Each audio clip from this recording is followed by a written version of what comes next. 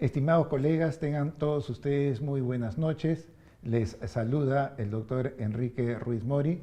Soy coordinador del Consejo de Cardio-Oncología de la Sociedad Peruana de Cardiología y de la Sociedad Interamericana de Cardiología. Y estamos a cargo para el periodo 2021-2023 llevar a cabo las actividades de educación médica continua en el campo de cardio-oncología. Y hemos constituido un grupo de trabajo a través del cual hemos preparado diversos tipos de actividades. Y el día de hoy vamos a dar inicio a las actividades que denominamos Conversando con el Experto, que tiene por finalidad abordar los diferentes tópicos de actualidad de esta nueva subespecialidad de la cardiología, como es cardio-oncología, que cada vez más está tomando protagonismo en el manejo de los pacientes oncológicos que, producto del tratamiento que están recibiendo para su neoplasia, desarrollan problemas de toxicidad cardíaca. Y dada esa necesidad es que estamos realizando este inicio de actividades que van a ser mensuales y que el día de hoy vamos a tener la oportunidad de conversar con el doctor Enrique Argumanis, quien es vicepresidente de la Sociedad Peruana de Hematología y es hematólogo del Instituto Nacional de Enfermedades Neoplásicas. Con él vamos a abordar este tema que viene a ser el manejo de la anticoagulación en el paciente oncológico. Muy buenas noches, Enrique, y bienvenido a estas nuevas actividades de educación médica continua. Gracias por la invitación. Realmente es importante conversar este tema entre las sociedades porque es un tema realmente común y son pacientes compartidos y que hay que tratarlos adecuadamente. Sí, precisamente dada la necesidad que estamos viendo en el campo oncológico de los problemas de la coagulación, de los problemas de trombosis y de su manejo, es que estamos iniciando estas actividades para poder desarrollar este tópico. Y una de las primeras preguntas que consideramos que es importante es en relación a cuál es la trascendencia de los problemas tromboembólicos en los pacientes oncológicos. Bueno, los pacientes oncológicos tienen alto riesgo de desarrollar eventos trombóticos venosos principalmente, pero también arteriales. Realmente, si yo comparo al grupo de pacientes oncológicos o pacientes no oncológicos, tienen 4 veces más riesgo de desarrollar un evento trombótico. Y si desarrollan evento trombótico, tienen 4 veces más riesgo de muerte que un paciente no oncológico. Sí, efectivamente, los pacientes que hacen problemas trombóticos tienen alta mortalidad. ¿Cuán frecuente es este problema desde el punto de vista de los primeros 5 casos de mortalidad en el paciente oncológico? Claro, una de las causas de muerte de un paciente oncológico es, en primer lugar, evolución de la enfermedad, en segundo lugar, infección, sangrado, pero realmente la 10ª parte de ese grupo de pacientes oncológicos fallecen por eventos tromboembólicos. Bien, ¿cuáles serían los factores más importantes, los factores de riesgo para que un paciente con cáncer desarrolle un evento trombótico? Bueno, los factores de riesgo es primero el tipo de neoplasia. Sabemos que hay tumores que están más relacionados a trombosis que otros. Por ejemplo, cáncer de pulmón está muy relacionado a trombosis y realmente menos que cáncer de mama, como ejemplo los pongo. La edad también, el tratamiento, la postración, los factores infecciosos que tiene el paciente, los catéteres venosos centrales también están asociados a eventos trombóticos. La situación clínica del paciente es crítica y si añadimos postración, tratamiento medicamentoso, estados de hipercoagulabilidad propia que ocasiona el tumor en el paciente, vamos a tener una situación en la cual el paciente tiene alto riesgo de desarrollar tromboembolismo. Y desde el punto de vista de género, ¿hay alguna diferencia de que los hombres o en el caso de las mujeres tengan más chance de desarrollar problemas trombóticos o no? Más que todo relacionado, más que por el género, está relacionado al tratamiento que puede utilizarse para varios tumores. Por ejemplo, si yo utilizo algunas drogas para cáncer de mama como tamoxifeno, voy a tener más riesgo de desarrollar eventos trombóticos que si usara otro tipo de drogas. Como ejemplo lo pongo. Más que todo el tratamiento que hacia el sexo. Ah, ya. Ahora, ¿cuáles son los tumores que con mayor frecuencia desarrollan estos problemas de trombosis?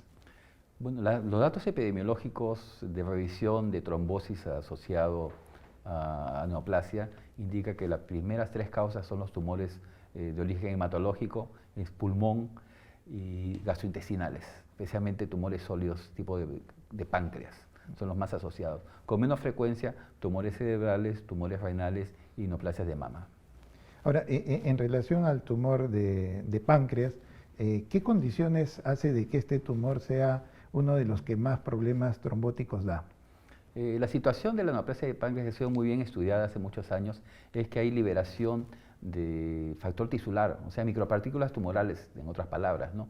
Estas micropartículas tumorales ocasionan activación de linfocitos y plaquetas que liberan sus propias micropartículas, y las micropartículas plaquetarias activan la coagulación, o sea, funcionan como plaquetas pero hiperactivas. Entonces, estamos en una situación en la cual un paciente con cáncer de páncreas va a tener una activación tan intensa de la coagulación que va a desarrollar con mucha frecuencia eventos tromboembólicos. Ah, muy interesante. Ahora, es cierto que vemos que el problema del cáncer cada vez es más frecuente, pero también vemos con esperanza que la supervivencia del paciente oncológico va aumentando. Ya prácticamente uno puede decir que la enfermedad del cáncer ya no es lo que antiguamente era el sinónimo de decir muerte. Ahora la enfermedad del cáncer pasa a ser casi una enfermedad crónica y que muchos la sufren y otros tantos logran sobrevivir al cáncer, y cada vez vemos que esta población está logrando precisamente ese objetivo. Y entre otras cosas es porque actualmente se hacen mejores diagnósticos más precoces en el paciente oncológico, se cuenta con nuevos fármacos que prácticamente permiten en muchos casos controlar mejor el cáncer o a veces hasta curar el cáncer, que es una gran esperanza para todos, y también que se han hecho adelantos tanto en la radioterapia, en las cirugías que ahora son menos cruentas, y eso es bueno por los pacientes. Pero precisamente con estas nuevas drogas que van apareciendo y que nos permiten aumentar la supervivencia del paciente oncológico, estas nuevas drogas, lamentablemente, muchas de ellas propician los fenómenos de trombosis. ¿Cuáles serían estos fármacos actuales que están generando más problemas de trombosis? Bueno, los fármacos actuales que utilizamos y que desarrollan trombosis, tenemos por ejemplo tamoxifeno para cáncer de mama, agentes quimioterápicos vinculados a platino, cisplatino por ejemplo, tenemos ralidomida, tenemos antiangiogénicos, medicamentos antiangiogénicos que están muy asociados a trombosis. Sí, son buenas drogas, pero a veces lamentablemente algunos pacientes tienen estos problemas colaterales y que precisamente dentro de este campo es que se van desarrollando los problemas cardiológicos. De allí este nuevo campo de la cardiooncología, que es como consecuencia de los tratamientos que se dan para el cáncer, pero que en algunos casos afectan al corazón. Y estos pacientes pueden sobrevivir muchas veces al cáncer y terminan falleciendo producto de una insuficiencia cardíaca que tiene alta mortalidad a pesar de los tratamientos actuales, y que bueno, lamentablemente estos pacientes que logran vencer al cáncer terminan falleciendo por efectos adversos de estos medicamentos. En el caso, por ejemplo, de tamoxifeno, también hay alternativas que son los inhibidores de aromatasa, creo, para aquellas mujeres que lo requieren. ¿Quiénes irían a tamoxifeno o quiénes irían a la segunda alternativa? Claro, los pacientes que tienen alto riesgo de desarrollar eventos trombóticos venosos, obesidad, por ejemplo, varices o antecedentes previo a un evento tromboembólico, no deberían utilizar tamoxifeno, deberían ir a las nuevas drogas alternativas, ¿no? Ahora, las nuevas drogas alternativas también tienen algunas consideraciones, por ejemplo, osteoporosis es una situación que puede ver con ellas, y hay que tener mucho cuidado de no aplicarlas en pacientes que han tenido insuficiencia coronaria. Yeah. Ahora, en el problema de trombosis, ¿influye mucho la historia familiar o muy poco? Influye, porque si yo tengo una historia familiar de trombosis recurrente, de repente estoy frente a un cuadro de trombofilia hereditaria, y eso realmente predispone a trombosis venosa, pero también a trombosis arterial.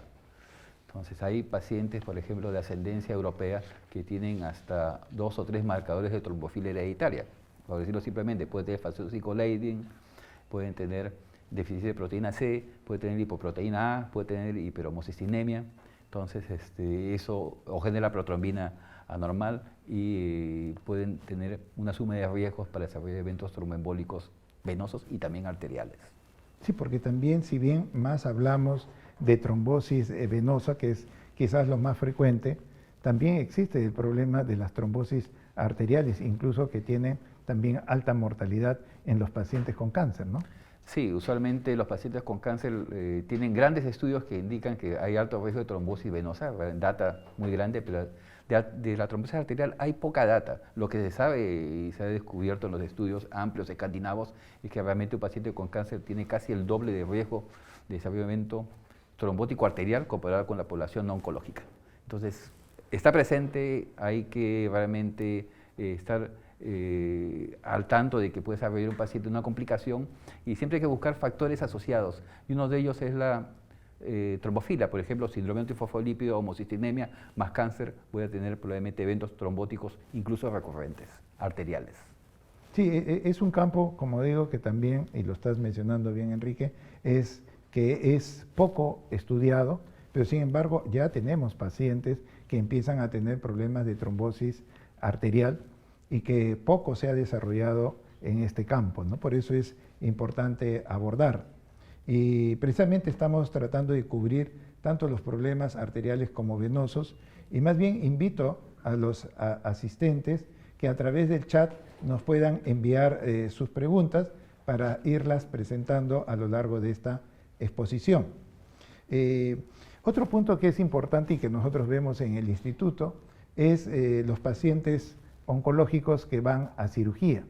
Y ellos son pacientes que tienen alta chance, a veces por la magnitud de la cirugía y por otras circunstancias, de hacer estos procesos de trombosis y complicar prácticamente la vida del paciente. A veces la cirugía puede ser una cirugía bastante adecuada, que logra controlar la enfermedad, pero se complica precisamente por estos problemas trombóticos. ¿Qué nos podrías decir en relación a estos pacientes quirúrgicos? Claro, cirugía y cáncer, riesgo de trombosis, es casi similar al riesgo trombótico que tienen los pacientes con cirugía ortopédica, hablando de cadera y de rodilla. Entonces, la recomendación dadas a la fecha es que todos los pacientes que tienen cirugía oncológica deben tener medidas de tromboprofilaxis perioperatoria, o sea, el pre, el intra y el postoperatorio. Sí, eso salvo que tenga alguna contraindicación. Claro. Ahora, dentro de estos pacientes que van a recibir este tipo de ayuda, lógicamente los tratamientos más adecuados, ¿cuáles serían en la prevención? Bueno, la prevención tenemos nosotros medidas no farmacológicas, que son las medidas antiembólicas y los pantalones de compresión neumática intermitente, que se usarían específicamente, por ejemplo, en un paciente que es operado de cirugía cerebral, donde no puede anticoagular, ¿no? Pero en pacientes que no tienen ese tipo de cirugía, tengo que usar terapia medicamentosa. Y la indicación a la fecha en cirugía es usar las heparinas de bajo peso molecular. Sí, ¿no? Dentro de estas heparinas, en el país nosotros más lo que contamos es con enoxaparina, ¿no? Enoxaparina es la droga más utilizada. Realmente no hay otra en el país. Tenemos también fondaparinux, que no es una heparina, sino es un producto sintético que es hasta 7, 8 veces más potente que enoxaparina, pero se usa por tiempo corto, o sea, no más de 14 días. Ahora, igual como los pacientes quirúrgicos que se hospitalizan para el procedimiento respectivo, también tenemos pacientes que van a recibir su tratamiento oncológico y ellos en algunas circunstancias deberían estar protegidos para no desarrollar eventos trombóticos. ¿En qué casos serían los más frecuentes? Todos los pacientes hospitalizados, sean médicos o quirúrgicos, deberían estar con tratamiento antitrombótico. Medidas, sean medidas mecánicas o farmacológicas. En los pacientes ambulatorios todavía se está discutiendo el tema. A la fecha no hay una guía común a todos ellos, pero por ejemplo los pacientes con mieloma múltiple tienen que recibir o heparina o aspirina para evitar que desarrollen trombosis en caso que reciban, por ejemplo, talidomida. Con el caso de talidomida, ¿no? Claro, hablando de ambulatorios hospitalizados sí siempre y cuando no exista contraindicación. Y ambulatorios, realmente no es una recomendación de darle a todos anticoagulaciones, salvo casos seleccionados por el riesgo, y un ejemplo es el mieloma múltiple. Ahora, con mucha frecuencia vemos, sobre todo desde el punto de vista cardiológico, el uso de aspirina. La aspirina en cardiología se usa bastante, sobre todo tanto para los pacientes de prevención secundaria y también en los pacientes de prevención primaria, pero de alto riesgo. Y por otro lado también hay una serie de pacientes que hasta se automedican con aspirina. Estos pacientes, cuando por algún motivo desarrollan una enfermedad oncológica y van a recibir algún tipo de tratamiento oncológico que pueda generar un riesgo de trombosis, ¿se tendría que retirar aspirina? ¿Se debería mantener? ¿Habría alguna interacción con alguno de los anticoagulantes? Bueno, la aspirina puede mantenerse siempre y cuando el paciente no desarrolle trombocitopenia asociada a tratamiento antineoplásico. Realmente es un problema. En realidad, el paciente que tiene tratamiento por problemas arteriales como los que ven ustedes, no debe suspender su terapia antitrombótica arterial, salvo que desarrolle eventos de trombocitopenia severa. Se habla de menos de 50.000 y ahí hay que observar el paciente, y menos de 20.000 y el paciente no puede tomar anticoagulantes plaquetarios. Sí, esos son valores que hay que tener siempre en cuenta, ¿no? Cifras que de todos modos nos tienen que advertir y ver que la conducta médica que queremos a veces de protección puede generar un daño al paciente. Ahora, en el caso, por ejemplo, del paciente oncológico, se han visto con cierta frecuencia de que hay pacientes que desarrollan un evento de trombosis probablemente idiopática, y de repente a los 6 meses aparece el diagnóstico de cáncer. ¿Qué tan frecuente es que el evento trombótico preceda, en algunos casos, el problema oncológico? ¿Qué tan frecuente? Claro, en el caso de la trombosis idiopática recurrente, o sea que yo tengo una trombosis en la pierna, de repente desarrollo una trombosis en el miembro superior o en una vena del cuello cerebral, ahí sí hay que sospechar de que hay una situación clínica que predispone al evento trombótico. En primer lugar están las trombofilias hereditarias o adquiridas, y más o menos la quinta parte correspondería a una neoplasia oculta, según la data internacional que tenemos a la fecha. Estamos hablando de un 20%, ¿no? Que es una cifra también bastante importante. En trombosis recurrente, idiopática, claro, entre comillas. Claro, idiopático, bueno, en un primer momento es idiopático, ya después no. Ahora, lógicamente, y esto es parte de lo que todos conocemos, la famosa triada de Birkhoff, que hace más de 100 años que lo mencionaban, y que tiene vigencia actualmente también en nuestros pacientes. ¿Cómo está esta triada de Birkhoff en el paciente oncológico? Bueno, la triada de Birkhoff se basa en que hay alteraciones, que es éstasis vascular, hay compromiso endotelial y hay hipercoagulabilidad, ¿no? En el paciente con cáncer eso está exacerbado porque tenemos éstasis vascular por postración del paciente, pero también tenemos tumores que comprimen vasos sanguíneos. Tenemos situaciones de daño vascular o endotelial, tenemos desde uso de catéteres hasta drogas que afectan realmente el endotelio, las alteraciones tumor vaso sanguíneo que originan daño endotelial también, con sustancias que liberan las neoplasias. Y tenemos un estadios de hipercoagulabilidad que ahora podemos demostrarlo por ejemplo, con la tromboelastografía.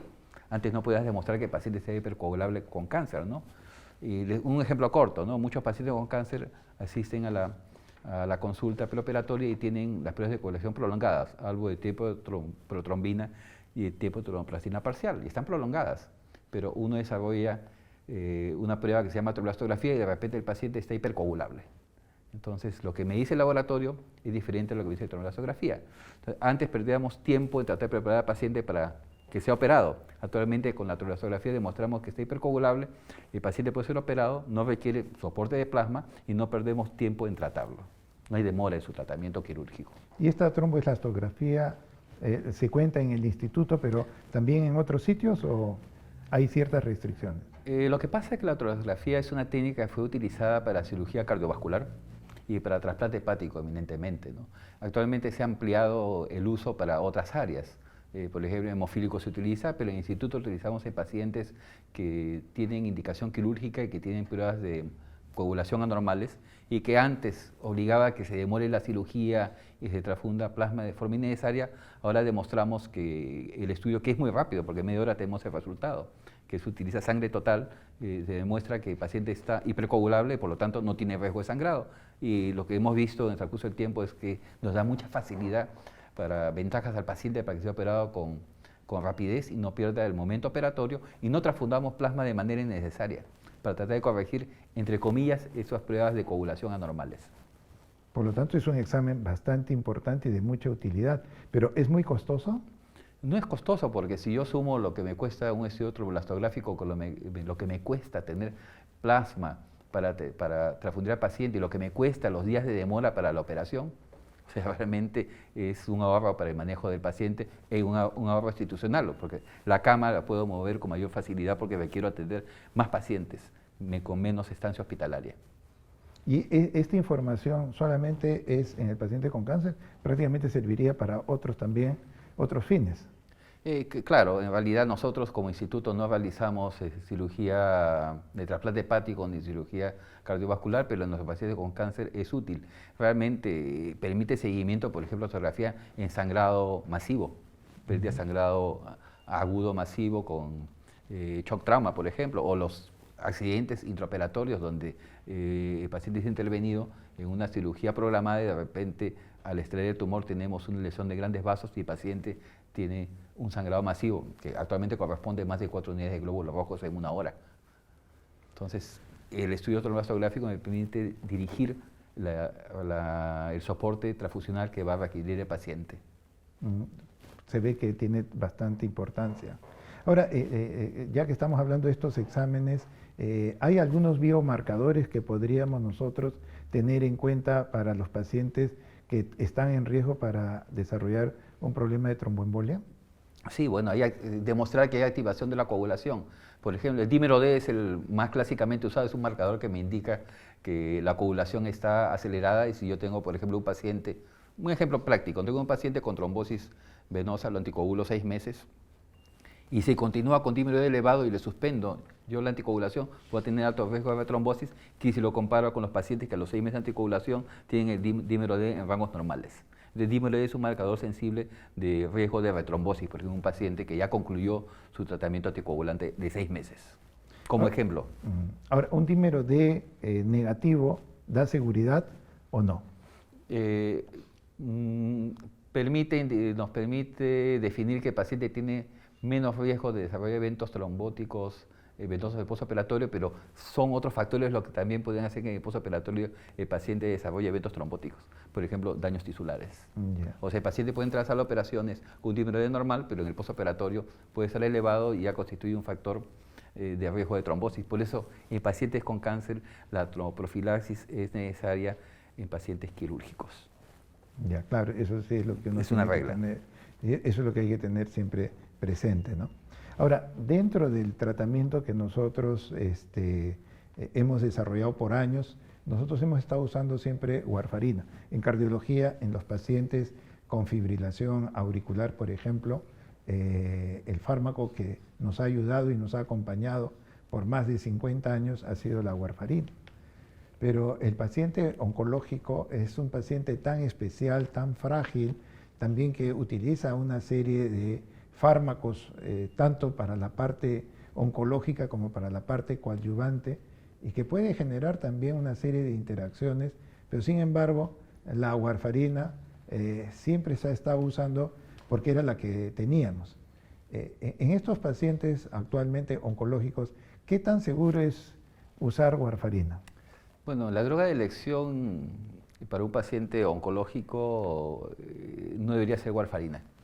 ¿Por qué? Porque en primer lugar la warfarina demora varios días en empezar su efecto y si la retiro demora varios días en que su efecto se retire. De tal manera que si tengo un paciente que está delicado y de repente tengo que suspender rápidamente la droga, tengo muchos días de efecto prolongado, ¿no? Tendría que aplicar vitamina K o complejo protrombínico para revertir el efecto con rapidez, ¿no? Otra de las cosas es que hay mucha relación entre warfarina y dieta del paciente. Dieta indico en el cual el paciente no puede ingerir ciertos alimentos, vegetales verdes, carnes rojas, porque son ricos en vitamina K, que es el antagonista de de la warfarina. Muchos pacientes oncológicos, si bien no tienen vómitos, dejan de comer porque se sienten incómodos y hay una relación entre el volumen de alimento y el efecto de la warfarina. Además, hay interacciones medicamentosas. Si yo tomo warfarina y recibo tratamiento, por ejemplo, con una quinolona o un omeprazol, entonces puede aumentar el efecto y puedo tener sangrado. Mi INR se prolonga más de 4 y ya tengo alto riesgo de sangrado. Con INR mayor de 4, casi el 20% de los pacientes sangran. Entonces es muy importante considerar ello. De tal manera que la warfarina no es una droga de elección porque depende mucho de la dieta del paciente, de la interacción medicamentosa y de la situación clínica. Claro, estamos totalmente de acuerdo de que la warfarina pues no en este momento tiene una serie de inconvenientes y nos genera inseguridad pues prácticamente en los pacientes porque la warfarina, si bien en sí encierra una serie de circunstancias, el entorno también, o sea, el paciente, las restricciones que tiene que tener en su alimentación o las interacciones farmacológicas las va volviendo no una de las mejores opciones. En el paciente oncológico, ¿cuáles serían estas nuevas opciones? La recomendación de anticoagulación en el paciente oncológico hasta hace 3-4 años era utilizar heparina de oscopeso molecular por 6 meses, con desarrollo de eventos tromboembólicos, ¿no? Pero actualmente están apareciendo nuevas drogas con indicaciones un poco específicas, no para todos los pacientes, pero que son drogas que si bien son orales, no es como la warfarina, en la cual, por ejemplo, no debo hacer dieta con estas nuevas drogas, tengo esa facilidad y no tengo que realizar controles de laboratorio para ver el INR. Entonces, el paciente está más cómodo con esa medicación porque no depende de 2 factores, ¿no? Que es dieta, por ejemplo, uno de ellos. ¿No? Y bueno, siempre hay que tener en cuenta la compliance o el cumplimiento del tratamiento. El estarse aplicando la enoxaparina en forma parenteral versus usar un tratamiento oral, pues los pacientes generalmente prefieren el tratamiento oral a estar utilizando, en este caso, por ejemplo, la enoxaparina, que hay incluso ya pacientes que ellos mismos se van aplicando como una ayuda. Pero a la larga lo que se ve es que el paciente de todos modos tiene ciertas limitaciones al utilizar estas heparinas de bajo peso molecular. Por eso estos nuevos anticoagulantes orales que van apareciendo de acción directa aparentemente tendrían una mejor ventaja. Claro, realmente los nuevos anticoagulantes orales tienen ventajas, por ejemplo, no se requiere dieta, no se requiere control laboratorio, tienen vida media corta, o sea, comparado con la warfarina, son casi equivalentes al tipo de vida media de la enoxaparina. Entonces, la idea es que si tengo un paciente tan delicado, no puedo tener una droga de un efecto con riesgo de sangrado tan prolongado comparado con una droga que tiene 24 horas a menos de efecto. O sea, son ventajas que tenemos, ¿no? A la fecha, ya hay recomendaciones en cuanto usamos los nuevos anticoagulantes orales, que no son tan nuevos, ¿no? Claro, ya sí, están ya en el mercado ya varios años, pero se consideran nuevos, o inhibidores directos de los factores de coagulación, los DOACs, que se dice en inglés, ¿no? Utilizamos en pacientes oncológicos que están en fase estable de la enfermedad. Y realmente idealmente no utilizarlo en los pacientes que tienen alto riesgo de sangrado, o sea, tumores gastrointestinales o ginecológicos con riesgo de sangrado. En ese grupo estarían muy bien indicadas estas nuevas drogas. Acá justo nos está llegando una pregunta al chat y es una pregunta que sí, efectivamente es interesante que nos puedas aclarar. ¿Cómo hacemos el cambio del paciente que está utilizando warfarina y va a pasar a un anticoagulante de acción directa? Bueno, no puede ser que yo al día siguiente suspendo la warfarina y voy al nuevo anticoagulante, al DOAC, anticoagulante de acción directa. ¿Por qué? Porque la warfarina todavía tiene un efecto de acción prolongado y puede incrementar el efecto anticoagulante por suma de los 2 efectos. Entonces, por lo menos hay que esperar 3 días para reiniciar, luego del 3er día de suspender la warfarina, el nuevo anticoagulante. Lo que dice el paciente también es que en esos días puede comer lo que desea. Porque un paciente realmente anticoagulado con warfarina no puede comer carnes rojas, ensaladas. Entonces, para ellos, suspendida la warfarina significa que su dieta va a mejorar porque va a consumir los alimentos que no podía, ¿no? Pero no puede hacerse en conjunto. Y a lo que voy, ¿no? Cuando uno empieza a anticoagular con warfarina, siempre hay que usar heparina. Entonces, la idea es utilizar el esquema de las 2 manos, 5-5. en paralelo. O sea, 5 días de heparina de bajo peso molecular y 5 días de warfarina. Y después uno suspende la heparina y continúa con la warfarina. Si uno hace esto, 5 días de heparina y luego empieza con la warfarina, va a tener un vacío de casi 5 o 6 días en los cuales este paciente no está anticoagulado, y la idea es que el paciente, al suspender la heparina, queda ya con efecto de la warfarina. En este caso, como la warfarina tiene un efecto prolongado, 3 días suspendo yo la warfarina y después inicio la anticoagulación con el nuevo anticoagulante oral. Ahora, estos, bueno, ya no, como lo has mencionado muy bien, Enrique, ya no son tan nuevos, porque estos productos ya tienen por lo menos unos 6 o 7 años, quizás un poco más, sí, algunos. Empezaron a utilizarse en el campo de cardiología, por ejemplo, pero en el campo oncológico ya tienen ellos, estos nuevos anticoagulantes de acción directa. ¿Qué tantos estudios clínicos que den seguridad el usar estos fármacos? Bueno, hay estudios clínicos, hay buenas revisiones al respecto que han salido este año justo, porque realmente son drogas relativamente nuevas en cáncer. Si bien se han usado mucho en pacientes no oncológicos, en cáncer es un nuevo rubro porque está empezando la cardio-oncología a manifestarse como una subespecialidad que es necesaria para el manejo de los pacientes. Entonces ya hay estudios que hablan de lo que es profilaxis y estudios de tratamiento de trombosis venosa profunda. Lo que sabemos de profilaxis es que los estudios han sido comparados con placebo, pero es mejor que no usar, mejor que placebo han sido las 2 drogas que se han estudiado, que son rivaroxaban y apixaban. Y en el caso de rivaroxaban, el estudio Cassini demostró que prevenía indirectamente también trombosis arterial. Cosa interesante, que fue un hallazgo de ese estudio, ¿no? Y también desde el punto de vista, hay varios estudios en lo que es tratamiento y son equivalentes al comparador. El comparador fue de la alteparina, que la alteparina fue del estudio CLOT, sabemos que es una buena droga para evitar la recurrencia de eventos trombóticos. Entonces, en ese momento son realmente drogas que probablemente van a tener más peso y mayores evidencias en los próximos años para utilizarlos en los pacientes oncológicos. Y justo has mencionado el estudio CLOT, que es uno de los que ha marcado precisamente la diferencia o el ir avanzando en el manejo, y fue con dalteparina, ¿no? Dalteparina. Entonces, los estudios actualmente de las nuevas drogas, su comparador ha sido dalteparina, para estar en paralelo con el estudio CLOT y no tener mayor dispersión de información. Claro. Han sido muy equivalentes. Ahora, ¿qué tan seguros son estos nuevos anticoagulantes de acción directa en los pacientes oncológicos? ¿O tienen algunas restricciones? La comparación con la alteparina indica que el efecto en evitar la recurrencia es similar, tiene igual, es comparativo, y el riesgo de sangrado, porque hay que tener en cuenta que yo uso warfarina, yo uso heparina, yo uso las nuevas drogas anticoagulantes, igual tengo riesgo de sangrado. O sea, el hecho de que sean nuevas drogas no significa que el paciente no sangre, el paciente puede sangrar, pero el riesgo de sangrados mayores no hay diferencias con el uso del comparador que es la alteparina. En la práctica son drogas igual de seguras que la alteparina. Y era el objetivo del estudio y realmente se ha convencido.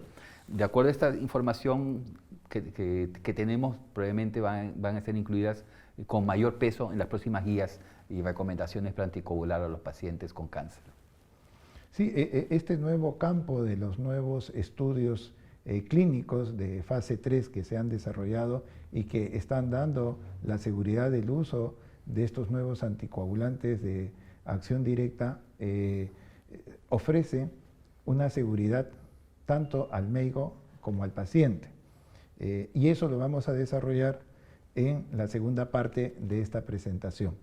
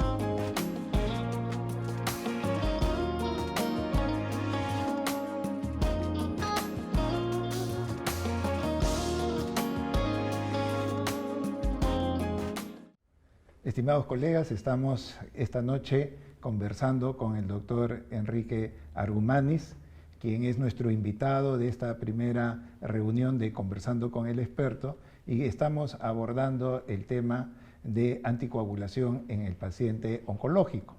Les hago recordar que pueden ustedes enviar sus preguntas al chat para poderles participar al doctor Argumanis y poder responder sus inquietudes. Y precisamente tenemos acá algunas preguntas que nos han llegado y nos preguntan y nos están haciendo esta observación.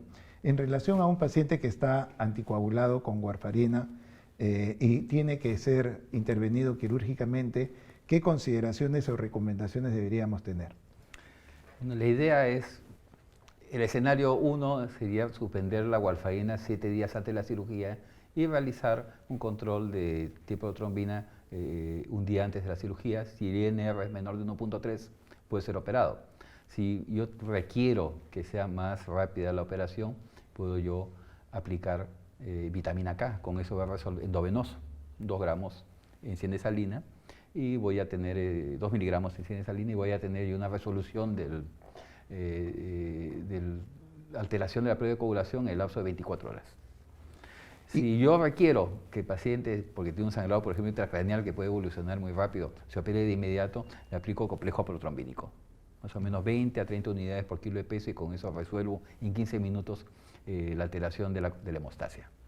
Y cuando el paciente está anticoagulado con los nuevos anticoagulantes de acción directa, ¿cómo se debería tener las consideraciones cuando también van a ser sometidos a cirugía? La recomendación actual con las nuevas drogas que se están empezando a usar es para cirugía debe suspenderse 24 horas como mínimo. 24 horas como mínimo, sí. Algunos recomiendan, por asegurarse, 48 horas, pero cuando se han intervenido con 24 horas no ha habido mayor riesgo de sangrado. Acá nos llega una pregunta en relación a la función renal. ¿Cuán importante o qué consideraciones se debe tener en relación a la función renal con los nuevos anticoagulantes de acción directa? Bueno, vamos a recordar qué pasa con la función renal y la anticoagulación en general, ¿no? La heparina de peso molecular no puede utilizarse cuando hay falla renal severa. Es la limitación que tiene. En cambio, la warfarina sí puede utilizarse.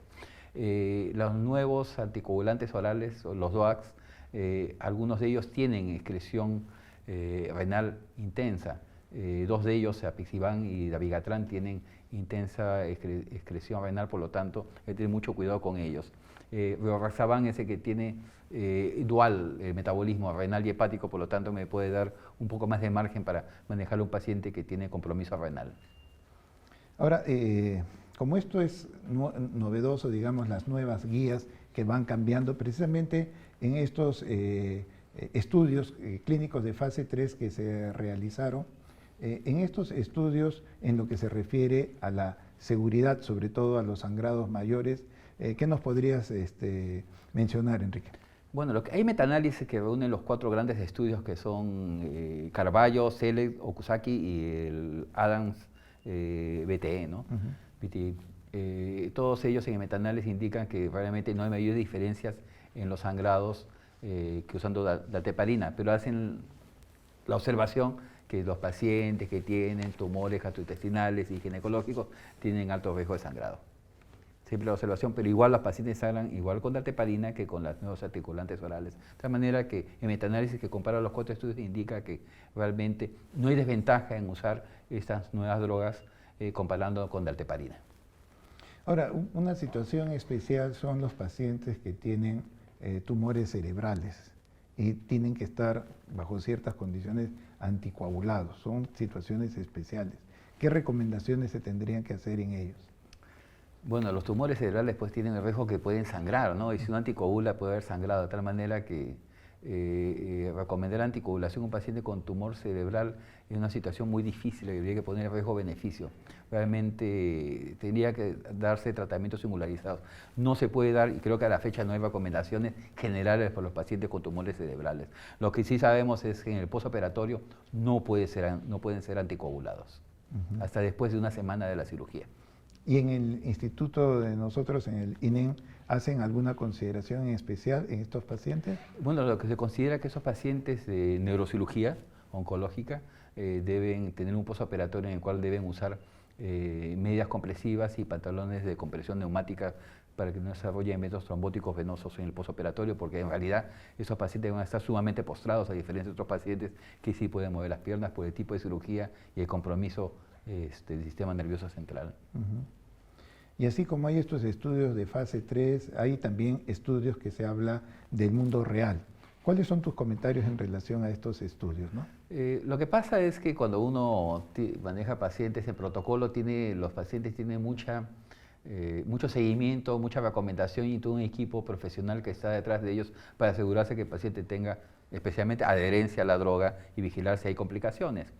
En el mundo real es cuando sale la droga a circulación, los especialistas en general lo utilizan y ya vemos de repente más complicaciones, más eventos en los pacientes. Entonces son muy importantes porque con estas nuevas drogas anticoagulantes orales, realmente el estudio del mundo real contra el estudio de protocolo muy controlado indica ciertas diferencias que, si bien no son muy grandes, indican que la adherencia del paciente y ingesta, automedicación de los pacientes, que es muy importante comentarlo, ¿no? Los pacientes se automedican y a veces afectan el tratamiento y pueden sangrar por automedicarse. Por ejemplo, un paciente que toma una droga anticoagulante, de repente tiene dolor y por su cuenta toma un antiinflamatorio. El antiinflamatorio tiene efecto en afectar la función plaquetaria, y la droga que afecta la función de los factores de coagulación suma los efectos y el paciente sangra. Y es muy importante comentarlo, la automedicación realmente es un problema para los médicos. Sí, eso es verdad. Pero también dentro del tratamiento oncológico se utiliza con mucha frecuencia los corticoides. Y los corticoides van a alterar, por ejemplo, a los anticoagulantes de acción directa. Hay una interacción farmacológica ahí, ¿no? Por el efecto inductor de metabolismo hepático. Y, por ejemplo, uno de los efectos en warfarina es conocido que si un paciente toma warfarina y ingiere un esteroide, prednisona, por ejemplo, el efecto de la warfarina va a disminuir. Claro. Entonces, igual como si yo le doy a un paciente que toma drogas antituberculosas, le doy warfarina, de repente puedo llegar a una dosis de warfarina de 15 miligramos por día porque las drogas interfieren con el efecto de la warfarina y tengo que elevar la dosis de warfarina.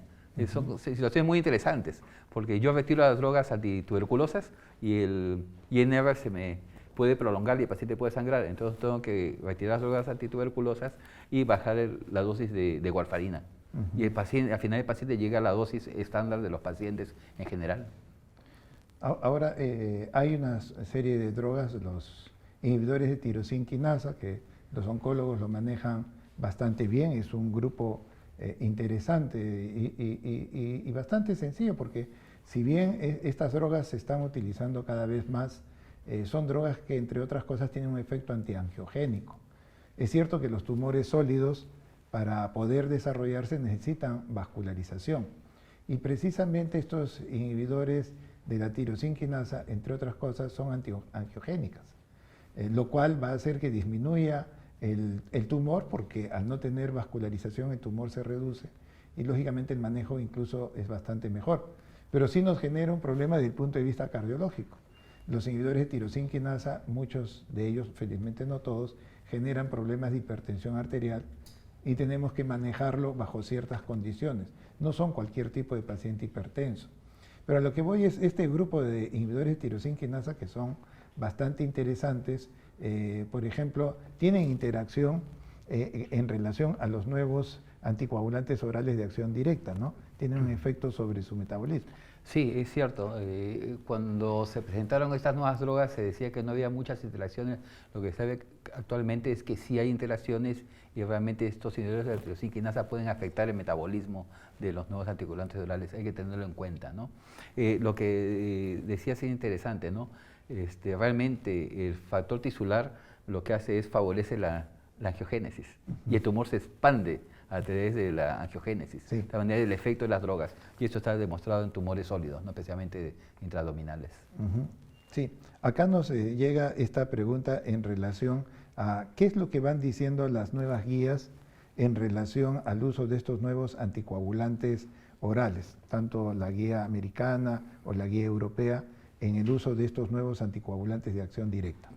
Bueno, lo que dicen las nuevas guías es que la primera droga de elección a la fecha sigue siendo la heparina de bajo peso molecular, y podría yo considerar una nueva droga anticoagulante oral un anticoagulante directo, los NACOS, en los pacientes que tienen tumores con bajo riesgo de sangrado.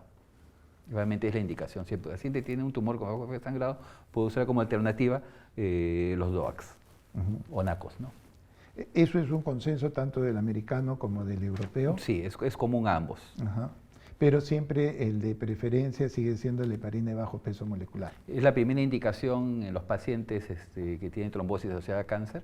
Y inclusive, ¿no? Por ejemplo, la recomendación clásica era, tengo un paciente con cáncer, desarrolla evento trombótico, anticoagulo 6 meses con de bajo peso molecular, y si el paciente está en fase estable de la enfermedad, puedo pasar a warfarina. Si no está en fase estable, debo continuar heparina de bajo peso molecular. Ahora se añade esta alternativa, ¿no?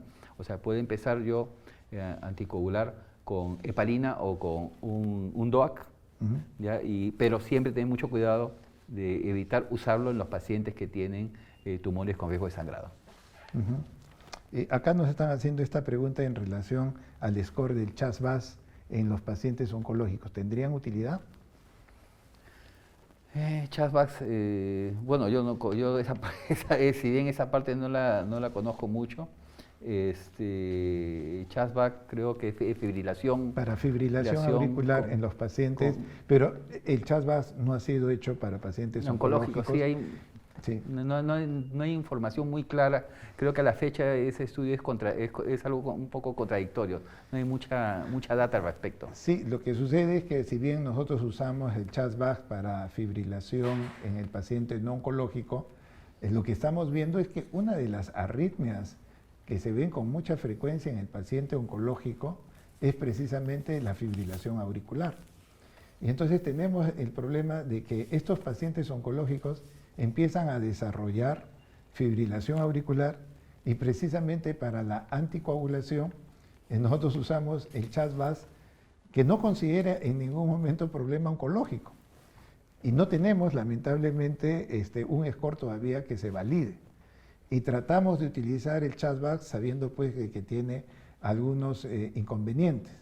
El primero de ellos es que por el género, las mujeres ya tienen una puntuación en relación al varón, y ya eso va generando ciertos inconvenientes.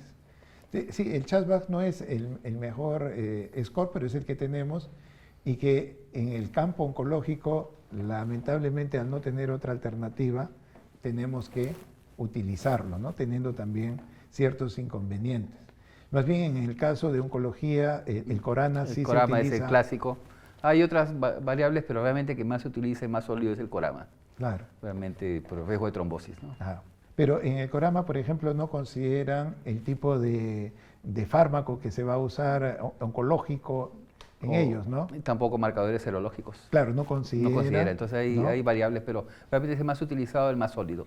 Claro. Es más práctico para el diario de manejo del paciente, porque no hay que hacerle P-selectina al paciente, dímero D, que a veces no hay esas pruebas, ¿no? Claro, pero es el score que se maneja internacionalmente más, y se tiene pues toda una serie de data en relación para eso y para precisamente el manejo, ¿no? Acá tenemos otra pregunta en relación a los estudios de fase 3, y es en relación a lo del estudio del SELECT-D, ¿no? En el SELECT-D, que se utiliza rivaroxaban, tuvo efectividad, pero hubieron algunos casos mayores de sangrado. ¿Nos podrías explicar esa situación? Cuando se evalúa los pacientes, se ve la cantidad de sangrados que tienen, que puede ser equivalente a la heparina, y los sangrados mayores, que son los que afectan la vida del paciente. Entonces, en el CLD se evaluó riva contra la alteparina. Y realmente hubo una pequeña diferencia, pero hasta donde yo tengo entendido no fue, desde el punto de vista estadístico, significativa en los sangrados mayores. Claro, y lo otro es que se menciona que el estudio SELECT-D, a diferencia de los otros estudios, incluyó un mayor número de pacientes con tumores gastrointestinales, y que eso era el motivo por el cual aparentemente se generaba un tipo de mayor evidencia de sangrado, pero este era un factor que, si se corregía, prácticamente los diferentes estudios muestran que son drogas bastante seguras. Ahora, dentro de las drogas que se utilizan, de estos nuevos anticoagulantes, el de dabigatran creo que es el que tiene menos estudios. Dabigatran no ha sido incluido en los estudios de cáncer, realmente tampoco doxaban. Realmente los estudios están limitados a Apixivan y a rivaroxaban. O sea, tendríamos esas dos alternativas con mayor seguridad para el paciente oncológico. Son las drogas más estudiadas en este momento. Sí, eso es lo que hasta el momento tenemos, ¿no? Lógicamente más adelante vendrán nuevos estudios que de repente puedan dar mejor fortaleza a otros fármacos, pero en el momento tendríamos esas dos opciones. Ahora, en los pacientes cuando uno los sigue en el tiempo, dentro de las complicaciones de sangrado, ¿qué consideraciones debemos tener en estos pacientes?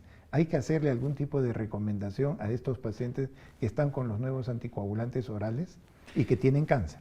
Claro, hay que recomendarles que no tomen drogas de manera automedicación porque realmente hay interacciones medicamentosas, entonces hay que tener mucho cuidado.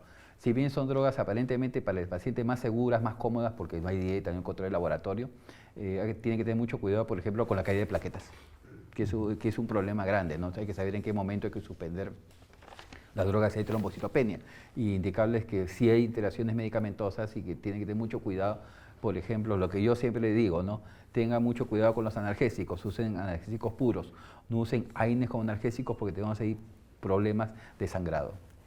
Sí, eso de las plaquetas también es bien importante y justo se veía que, por ejemplo, en el estudio en el Caraballo, consideraron que podían estar los del estudio los que estaban por encima de 100.000 plaquetas. Por debajo de 100.000 no eran considerados. Sin embargo, en el SELECT-D sí se incluyeron entre 50 a 100.000, o sea, buscó un grupo todavía especial para poder ver qué tan seguro era en este caso rivaroxaban en el estudio del SELECT-D. Ahí quiero hacer una aclaración, sí. ¿No? ¿Cuál es el enfoque? Es el enfoque clásico de anticoagular con heparina con molecular, que hasta hace varios años ha sido la indicación clásica, y trombocitopenia. La idea era la siguiente: si yo tengo más de 50.000 plaquetas, dosis plenas de heparina de bajo peso molecular. Si yo tengo entre 30.000 y 50.000, la mitad de la dosis, y menos de 30.000, no aplicar. De tal manera que si tengo más de 50.000, realmente puedo articular en forma plena, y ese es el concepto que han tenido en esos estudios. O sea, realmente puedo utilizarlos. Sí, eso es bastante importante y es una de las cosas que tenemos que tener en cuenta porque los pacientes que vemos del punto de vista oncológico son pacientes frágiles. Y los pacientes frágiles, si bien nosotros tenemos todo un arsenal terapéutico y tenemos las guías, todas las guías nos dan el macro, pero nosotros tenemos que ver que cada uno de nuestros pacientes es una realidad diferente y hay que buscar precisamente el mejor tratamiento para cada uno de ellos. Las guías nos podrán orientar, pero la decisión finalmente del médico será basado en su experiencia y en toda la evidencia, pero que tiene que estar referido precisamente a este paciente con sus características particulares, lo que se llama pues la medicina individualizada, dirigida hacia determinado tipo de paciente en su contexto. Totalmente sí. De acuerdo, realmente nosotros debemos manejar enfermos con enfermedades. Claro, sí, eso es lo que uno tiene que, nosotros sí. Vemos más que enfermedades, enfermos, y debemos aprender todos a manejarlos desde ese punto de vista, ¿no? Eso es importante. Bueno, prácticamente se nos ha ido ya el tiempo. Enrique, muchas gracias por tu participación, ha sido bastante aleccionadora. Hemos tratado de responder las preguntas que también nos han enviado en el chat. Quisiera dejarte los últimos minutos para que des un mensaje final sobre la anticoagulación en el paciente oncológico. No, primero, gracias por la invitación, por compartir estos momentos sobre esta enfermedad que es tan complicada con eventos trombóticos.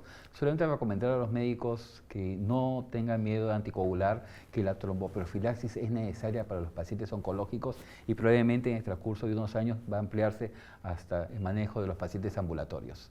Tenemos cada vez nuevas drogas, están apareciendo nuevos estudios y vamos a tener cada vez mayor seguridad en utilizar nuevas drogas con menos riesgo para los pacientes. Ya probablemente de acá a 5 años la época de la heparina no fraccionada y la época de la warfarina va a desaparecer. Sí, es lo más probable y esperamos que pues, este tipo de conferencias que tratamos de realizar sean como parte de todo el programa que tiene la Sociedad Peruana de Cardiología y la Sociedad Interamericana de Cardiología en este campo de la cardio-oncología, una nueva subespecialidad dentro de todo lo que es cardiología. Y esperamos que haya sido de utilidad para todos y cada uno de ustedes. Recuerden que estas actividades las vamos a seguir realizando en forma mensual. Agradecemos a todos por su presencia y por su participación en este evento. Muy buenas noches y muchas gracias.